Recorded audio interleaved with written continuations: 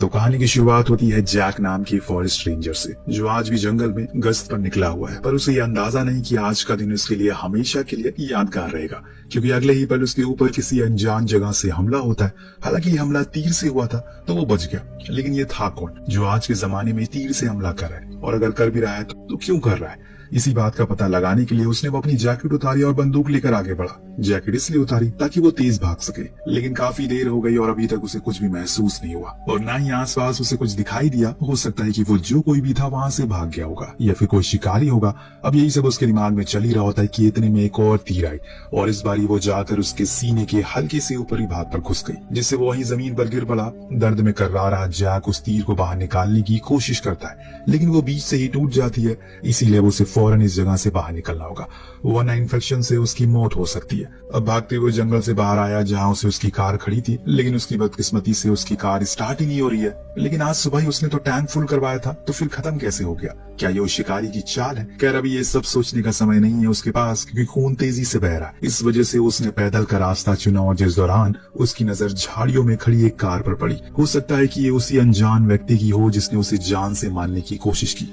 तो उसने उस पर एक मार्क बना दिया और फौरन घर को आ गया। काफी दर्द भरे एहसास के साथ उसने उस तीर को बाहर निकाला, जो देखने में काफी पुराने समय का लग रहा था। आज के समय में ऐसे एरो नहीं बनते। अब आपको लग रहा होगा कि जैक हमेशा से एनिमल लवर रहा है, पर ऐसा नहीं है। पहले वो खुद भी एक जमाने में शिकारी था, जिसकी पूरी टाउन में चर्चा थी। पर उसकी बेटी अलीना को उसका ये काम पसंद नहीं था, और यही वजह है कि उसने ये काम छोड़ दिया। दरअसल एक दिन जब वो अपनी बेटी के साथ कहीं से लौट रहा था, तो वो कुछ सामान लेने के लिए उतरा, और जब वापस आया तो उसकी बेटी अचानक कहीं गायब हो गई। आज पूरे 5 साल होने को आ गए हैं, और आज भी वो उसे मिसिंग पोस्टर लगाता रहता है। लेकिन उस गम को बुलाने के लिए उसने शराब का सहारा लिया, जो इतनी ज्यादा हो गई कि उसकी बीवी तक उसे छोड़कर चली गई। पर इसीलिए वो अकेले ही रहता है। अपनी बेटी के लिए फॉरेस्ट रेंजर बन गया ताकि जानवरों को बचा सके, जैसे वो चाहती थी। उसने आधे से ज्यादा जंगल में कैमरास लगा रखे हैं, जिसकी मदद से वो घर बैठे ही सारी चीजों पर निगरानी रखता है। तो वहीं दूसरी ओर हम टाउन की न्यू शेरिफ एलिजाबेथ को देखते हैं, जो पुलिस इंचार्ज काल के पास जाती है और अपने भाई क्रूम को छुड़ाने के लिए, जिसे एक अबैंडन फैक्ट्री से पकड़ा गया है, जहां पर उसने 2 नंबरी काम किए होते हैं।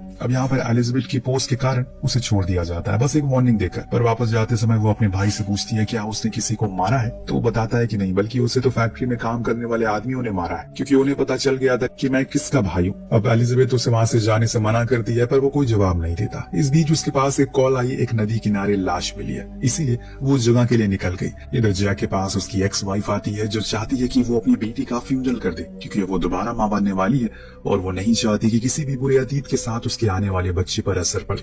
लेकिन जैक मना करता है उन पेपर पर साइन करने के लिए, क्योंकि उसे अभी भी लग रहा है कि उसकी बेटी जिंदा है। और जब उसकी बीवी ने देखा कि वो अभी भी नशे में है, तो वो वहां से ये कहकर चली गई कि 2 हफ्ते बाद उसका फ्यूनरल है, हो सके तो आ जाना। अब सीन शिफ्ट होकर पहुंचता है उसी क्राइम सीन पर, जहां पर सभी पुलिस वाले उस लड़की की लाश को काफी बारीकी से देख रहे थे, लेकिन उन्हें कोई सबूत नहीं मिलता जिससे शिनाख्त हो सके कि इसका खून कैसे हुआ। तभी एलिजाबेथ के उसके गले पर चोट के निशान मिलते हैं। वो थोड़ा पुराना तो हो सकता है कि किसी के बदले की आग ने इसकी जान ले ली हो। और इसके बाद ये लोग आसपास की जगहों वाले इलाकों से खोजबीन करते हैं। इन्हें कुछ खून के निशान मिले, जिसका मतलब ये था कि ये काफी टाइम से घायल थी और जिंदा रहने की कोशिश में लगी थी, लेकिन वो खुद को ज्यादा देर जिंदा रख नहीं पाई। वहां से एक छिले हुए पेड़ पर एक टूटी हुई एरो दिखी, जिसे इन्होंने फोरेंसिक के लिए अपने पास रख लिया। अब स्टेशन आने पर जब एलिजाबेथ ने उसकी जांच की, तो उसे उसके बीच में एक मार्क दिखा। हूबहू ये एरो उसी तरह लग रहा है जैसे जैक के सीने पर उस दिन लगा था। तो हो सकता है कि इन दोनों के बीच में कोई तालमेल हो। उस लड़की की शिनाख्त के लिए हर तरफ न्यूज चलाई जा रही है। जब जैक ने यह देखा तो उसे लगा कि कहीं ये उसकी बेटी तो नहीं है। वो फौरन शेरिफ के पास पहुंचा और बताया कि वो उस लड़की को लाश को देखना चाहता है। लेकिन जब उसने उसके मुंह से पर्दा हटाया तो वो कोई और थी, और इससे अंदाजा लगाया जा सकता है कि आज भी उसके दिल में कहीं कोने में यकीन है कि उसकी बेटी जरूर जिंदा होगी। उसके जाने के बाद एलिजाबेथ उसके बारे में वहाँ के डॉक्टर से पूछती है, तो वो सारी कहानी उसकी बताता है। उसकी कहानी जानने के बाद एलिजाबेथ को उसके लिए काफी बुरा लगता है। अगली सुबह काफी सोचने के बाद जैक ने आखिरकार उन पेपर पर साइन कर ही दिया, यानी कि अब उसकी बेटी का फ्यूनरल होगा। इतने में उसके पास वार्निंग अलार्म सुनाई देता है। कैमरा पर देखने पर पता चला कि कोई शिकारी है जो भाग रहा है, पर किसी जानवर के पीछे नहीं बल्कि एक लड़की के पीछे। इसलिए फौरन वो अपनी बंदूक लिया और साथ में पेंट बॉक्स में।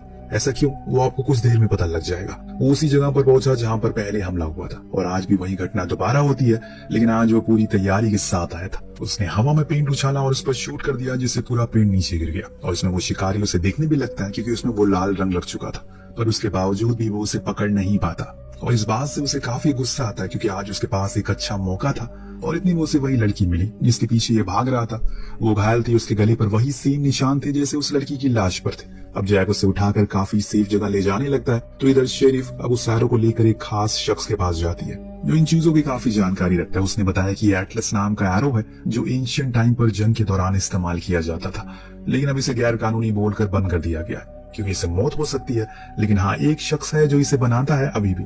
सब उसे सैम कहकर पुकारते हैं। अब ये नाम सुनकर एलिजाबेथ को अपने भाई याद आता है। वो कैसे, मैं आपको बताता हूँ। जिस फैक्ट्री में उसे पकड़ा गया था पुलिस ने, वो असल में सैम ही कंट्रोल करता है और सारे गलत काम वहाँ जवान लड़कों से वही करवाता है। इसीलिए एलिजाबेथ उसी फैक्ट्री की तरफ निकल पड़ती है, लेकिन वहाँ पर उसे वो कहीं नहीं दिखा। लेकिन पैटी नाम की लड़की ने उसे चुपके से बता दिया कि वो कहाँ मिलेगा। लेकिन उस एड्रेस पर जाने पर भी वो उसे नहीं मिलता। लेकिन हम एलिजाबेथ को कुछ सामान मिल गया जिनकी मदद से एटलस सैरो को बनाया गया था। तभी घर में कोई आ गया। ये असल में उसी का साथी था जो उसे बताता है कि एक और लड़की की मिसिंग रिपोर्ट दर्ज की गई है, जो असल में कोई और नहीं बल्कि वही है जो अभी जैक के साथ। इधर जैक जंगल में उसे उठाते उठाते थक चुका है, इसीलिए उसने एक जगह पर उसे रख दिया कि तभी वही लड़की उस पर हमला कर देती। ये समझ कर कहीं वो शिकारी तो नहीं है जो उसे मारना चाहता है। लेकिन जैक उसे समझाता है कि वो उसके साथ सुरक्षित है, उसे कुछ नहीं होगा। हालांकि वो मानने को राजी नहीं हो रही है, लेकिन धीरे धीरे करके जैक उसे यकीन दिला ही देता है। अब दोनों वहीं एक बंकर में छुप गए जिसे उसने ही बनाया था इस जंगल में ताकि शिकारियों को पकड़ सके। पर फिलहाल वो खुद उसे बचने के लिए यहाँ छुपा है। वो उस लड़की से पूछता है कि उसका नाम क्या है, पर वो यहाँ तक कैसे आई, लेकिन वो कोई जवाब नहीं देती। असल में देगी भी कैसे, उसके गले की वोकल कॉर्ड को ही काट दिया गया है। जी हाँ दोस्तों, शिकारी ने बोलने की क्षमता को ही छीन लिया ताकि वो चिल्ला ना सके और वो आराम से उसका शिकार कर पाए। अब पहली वाली लड़की के साथ भी ऐसे ही कुछ हुआ था, क्योंकि काफी देर तड़पते हुए वो ऐसे ही इधर उधर भाग रही थी, लेकिन अंत में उसका अंत हो गया। लेकिन अब जैक ऐसा होने नहीं देगा, इसीलिए इशारों इशारों में जैक उसे समझाता है कि वो उसके साथ सुरक्षित है। और अब उस लड़की को भी समझ आ चुका है कि वो चैन की सांस ले सकती, इसीलिए वो जमीन पर अपना नाम लिखकर उसे बताती है कि वो मॉली है। सुबह हुई तो जैक उसे लेकर अब वापस चलना शुरू करता है। इस तरफ एलिजाबेथ को लीड मिलती है जो उसे कुछ खास पसंद नहीं आई थी। दरअसल मॉली को आखिरी बारी ग्रुप के साथ देखा गया था, लेकिन उसे शक जैक पर हो रहा है क्योंकि उसने आखिरी बारी कुछ शिकारियों के हथियार छीनकर खुद के पास रख लिए थे। वो उसे कहीं न कहीं साइको भी लगता है। क्या पता अपनी बेटी की मौत के बाद वो ऐसा बन गया हो। इधर जैक अब थका हारा घर पहुंचता है तो उसे वहाँ किसी के होने का अंदेशा लगा। वो चौकन्ना हो गया, लेकिन इतने में उस पर हमला हो जाता है। जी हाँ, उसका शक सही था।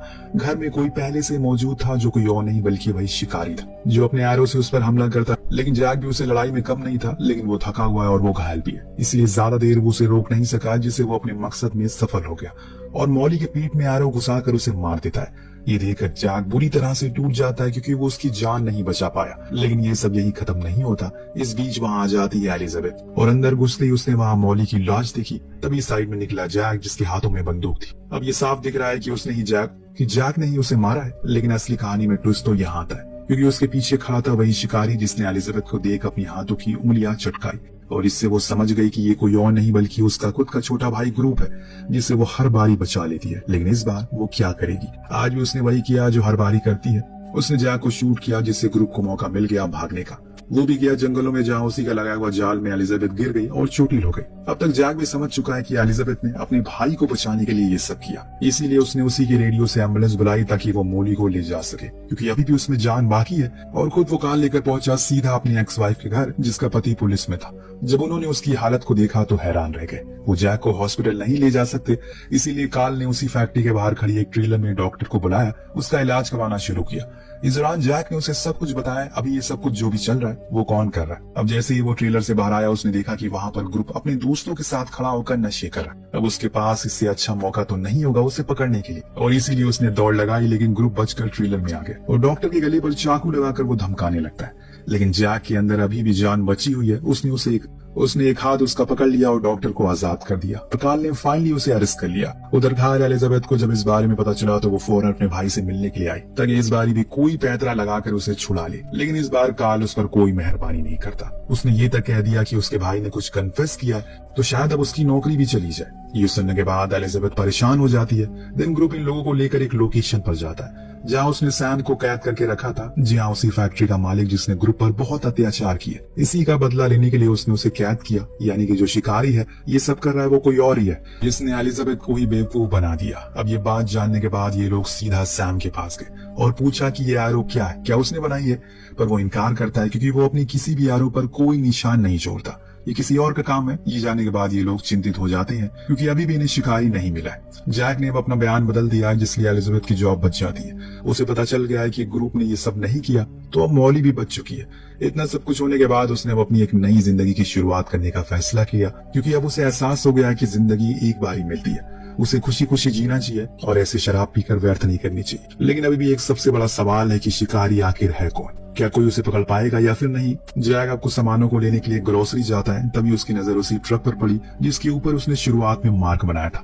उसे एक उम्मीद नजर आई, इसीलिए वो पास गया, लेकिन उसमें कोई भी मार्क नहीं था। जो देख उसके हाथ सिर्फ और सिर्फ निराशा ही लगी, इसीलिए वो वापस अपनी कार में आ गया। लेकिन तभी एक और वैसे ही ट्रक उसके पास से गुजरी जिसमें वो निशान था। इस बारी वो कंफर्म था और बस खड़ा रहा कि किसी भी समय उसके ड्राइवर पर हमला कर दे। लेकिन उसमें से तो एक बूढ़ा शख्स बाहर आता है। जो देख उसने उससे पूछा क्या उनका कोई बेटा है, पर वो इनकार करते हैं, ये कहकर कि वो अकेले ही रहते हैं और इस ट्रक के मालिक वही है। तो जैक ने उनसे झूठ कहा कि असल में इस ट्रक के ड्राइवर ने एक बार उसकी मदद की। वो उसे शुक्रिया कहना चाहता है। तब वो बूढ़ा आदमी उसे बताता है कि कभी कभी मेरा पड़ोसी इस ट्रक को लेकर जाता रहता है। ये सुनते ही वो उसके पड़ोसी के घर गया और घर पर कोई नहीं था। उसने लॉक तोड़ा और अंदर घुसा। घर में रखी चीजों से पता चल गया कि ये जरूरी किसी शिकारी का घर होगा। लेकिन इससे भी भयानक था जब वो नीचे बेसमेंट में गया, जहाँ पर न जाने कितनी लड़कियों की मिसिंग पोस्टर चिपके हुए थे और एक कोने में उसकी बेटी का भी पोस्टर था। थोड़ा और आगे गया तो वहाँ एक ऑपरेशन रूम, उस दौरान वो एक लड़की लेटी थी जिसके वोकल कॉर्ड निकले हुए थे। और ये देख अब जैक को यकीन हो जाता और ये सब जो भी कर रहा है वो इसी घर का मालिक है। पर इससे आगे वो कुछ और सोच पाता है, तभी उस पर हमला होता है। वो हमला करने वाला शख्स असल में दोस्तों वही डॉक्टर था जिसे काल ने बुलाया था जैक का इलाज करने के लिए उस ट्रेलर में। जी हाँ, यही इस कहानी का विलेन है। अब सीन शिफ्ट होकर पहुंचता है एलिजाबेथ पर, जो मॉली से मिलने के लिए आई थी, जिसका इलाज डॉक्टर बूम ही कर रहा है। पर वहाँ उस समय नहीं था वो। पर एलिजाबेथ को वहाँ डॉक्टर और उसकी बेटी की फोटो दिखी। लेकिन अब एलिजाबेथ को वहाँ पर डॉक्टर और उसकी बेटी की फोटो दिखती है, जिसके बारे में नर्स ने बताया कि सालों पहले उनकी बेटी एक ड्रंक ड्राइवर केस में कुचलकर मारी गई और उनकी बेटी का नाम मेलिसा था। बूम यानी कि एमबी, वही सेम लोगो जो हम शुरुआत में सभी एरोस पर देखते हुए आ रहे हैं। और ये सब देखकर उसके दिमाग का ढक्कन खुलता है और वो फौरन डॉक्टर के घर पहुंचती है, जहाँ वो तो नहीं था पर हाँ वहाँ मौजूद रखी चीजों से उसे समझ आ चुका है ये सब क्या चल रहा है। अब वो वहाँ से जैक के घर गई उसे बताने के लिए कि उसकी बेटी का कातिल मिल चुका है। पर वो तो वहाँ था ही नहीं, बल्कि उसका तो शिकार हो रहा है। जो चीज एलिजाबेथ उसके घर में लगे मॉनिटर में देख लेती है, क्या सच में जैक का शिकार हो सकता है? उसे अच्छा तो इस जंगल को कोई भी जानता नहीं है और उसने हर जगह पर ट्रैप को खोल दिया, जिसमें एक में डॉक्टर फंस जाता और इससे पहले कि वो कुछ कर पाता जैक ने उसे मार मार कर उसका हुलिया ही बिगाड़ दिया। पर जान से मारने से पहले वो उसे पूछता है कि आखिर उसने उसकी बेटी को क्यों मारा।